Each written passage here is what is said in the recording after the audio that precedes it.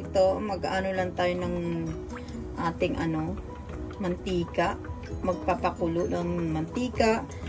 Mag-start na tayo magluto ng ating lechong kawali. Isang araw natin siyang binabad simula kagabi. And ngayon, sana magiging crispy itong ating lechong kawali. Naubos yung mantika. At ang isa naman is alimasag ang ating niluluto dito sa kabila. This one.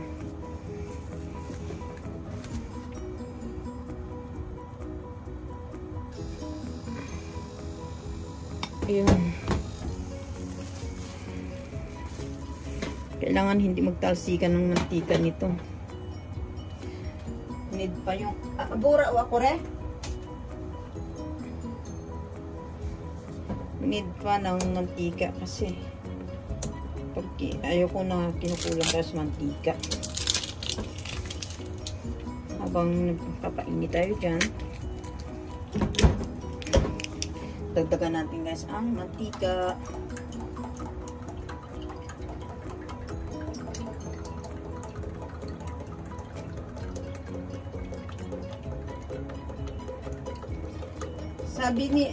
Sabi nila kaunti lang daw yung mantika. Ako talaga iba yung diskarte ko sa lechong kawali.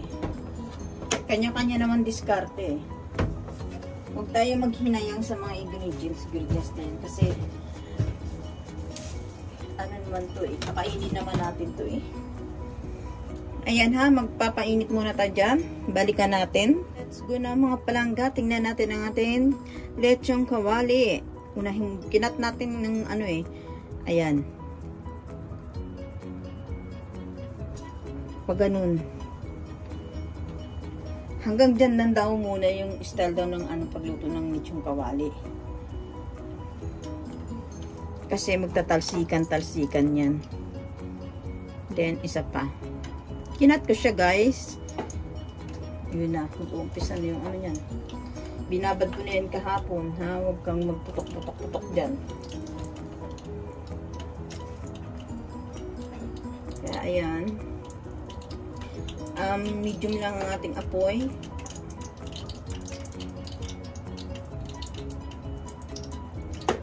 Whoops. Delikado ang ating mga kamay dito. Gumagalaw ng pusa. Buhay pa, buhay pa. Ayan. Iangat-angat natin kaunti. Ayun sa source ko, ayun sa discard ko, yun daw yung ang gagawin para mag-crispy. Ang balat mo na ang unahin. Bali, inano ko na ito siya guys kahapon.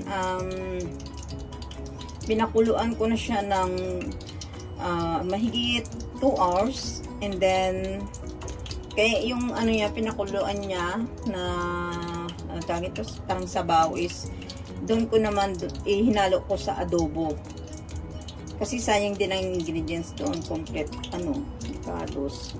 Kaya, napakasarap po ng adobo ko. Hindi naman po sa nagbubuhat ako ng bangko, totoo po. Kalahati na lang yung adobo, sabi ko, wag mo nang papakin. Pinapapaknanitan na ako. Kaya, tapos kung magluto nito, let's go to shower na. And let's to celebrate na natin ang ating Christmas party. Christmas, hindi naman Christmas party dito. Christmas celebration lang. No? Okay, balikan ko kayo mamaya ha. Tutok-putokan sa dyan. Ay, ka, mabuti tinakpan ko. Kung hindi, lagat ko sa mukha. Pero dry na siya guys ha. Bakit pa siya nagkakaroon ng putok-putok? Ano kaya yun?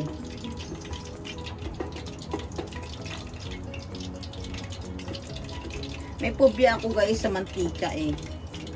Kasi nung bata ko, nagprito yung mama ko, tapos pinabantayan sa akin yung prito. Nilakasan ko yung apoy. And nasunog yung ano, yung piniretong isda. Ngayon, yung ano, yung mantika, sa dami ng mantika, bali parang ang kawali kinain ng mantika.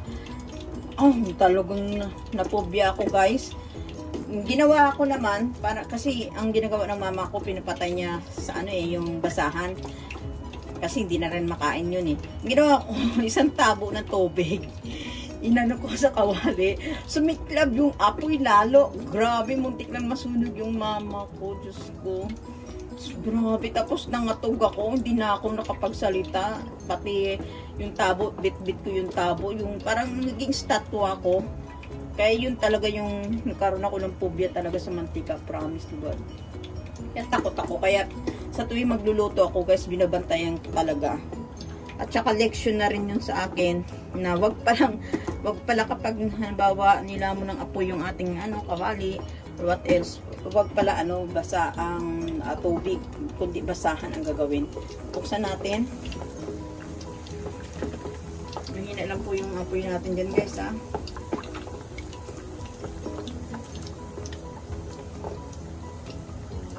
Ay, shit. Siya na. Ayun na po yung itsura ng ating lechong kawali. Ay, puslot ka. Kailangan maging crispy ito.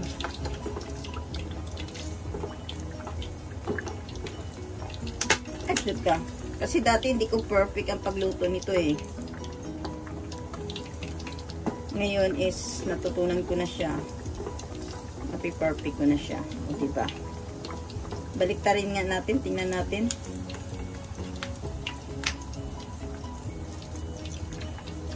Ang maliit kasi yung ano ko yung ang tawagin to, itong anuhan ko.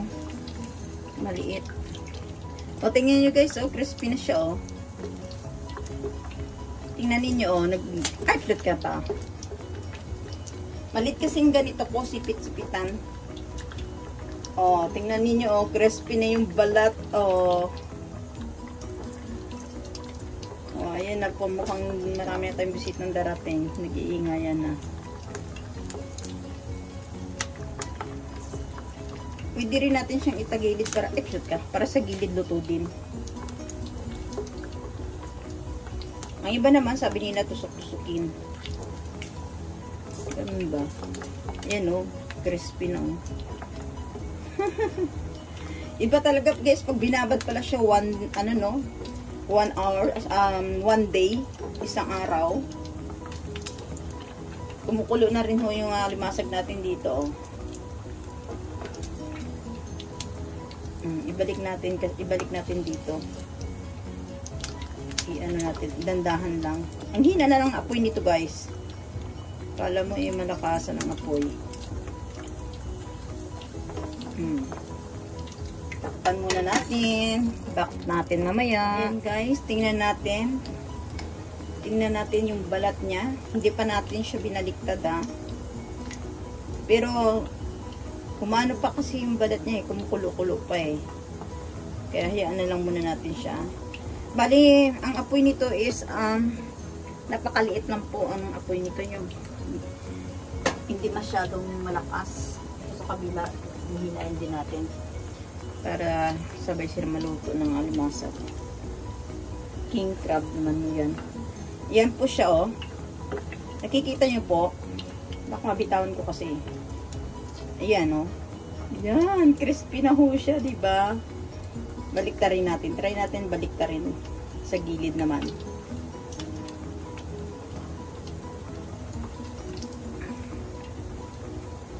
Ito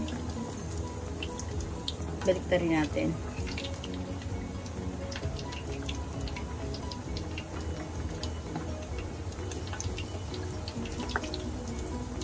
Baliktarin din natin ang gilid para juicy. Hindi kaya ako mapapas mo nito. Maliligo kagad ako. Ayan siya guys Tingnan natin. Ang liit ng strainer natin. Tingnan natin, try natin kuhain yung maliit. Guys, pakita ko muna sa inyo, oh. Ano sa palagay ninyo? Crispy na po, guys. Ano? O, diba?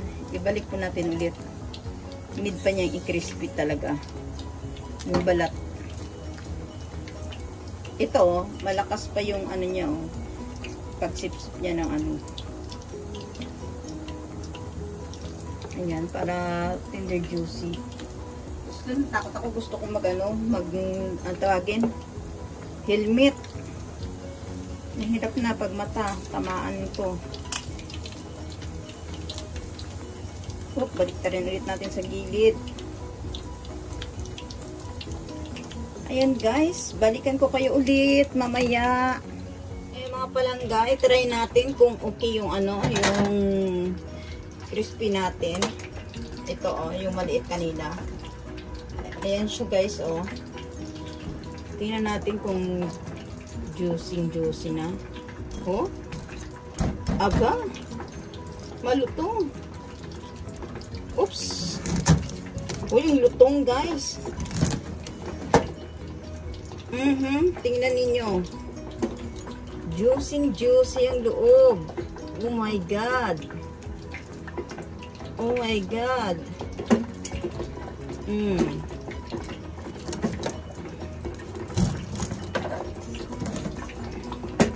Oh my God. Oh. Mas palagay nyo. Ay, mga palangga. Puputok na doon. Okay, back to you. Grabe. Super juicy. Ayan po ang lechong kawali natin. Napaka medium heat. Parang wala na nga siyang guys eh. Hindi ko na nilagyan masyado ng Ang napaka small na ng apoy. Ayan, gusto ko na rin to i-try sana ito. Ipakita ko muna sa inyo. Ang cute ng strainer natin. Ano sa palagay ninyo? Mga palangga? O, ano? Crispy, oh. Putok-batok. Balik natin. Gusto ko crispy pa, eh. Iwan muna natin sa dyan. Ito na yung naikat natin, oh. Grabe, crispy, juicy pa. Ayan. Ayun pa yung iba. Ito na palangga yung pangalawa natin. Tingnan natin. Eh, grabe. Oh, mga palangga. Grabe to. Oops. Eh, grabe. Ito tayo. You know, ang crispy. Kumakrak. Oh. Grabe siya. Juicy. Ayan.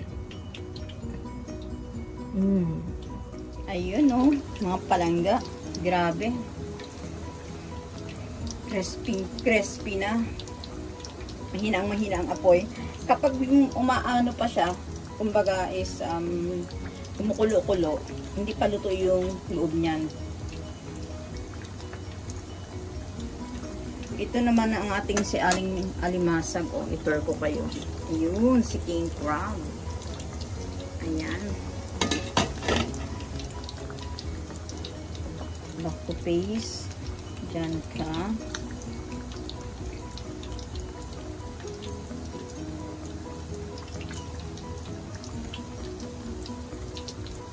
Kumukulo-kulo pa siya, umano pa, hindi pa luto yung loob niya.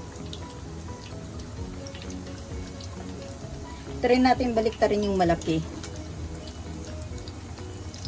Ito.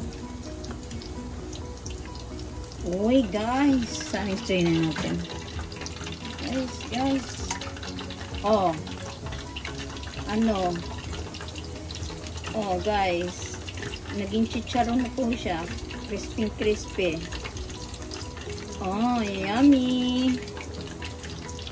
Okay. Ibalik natin.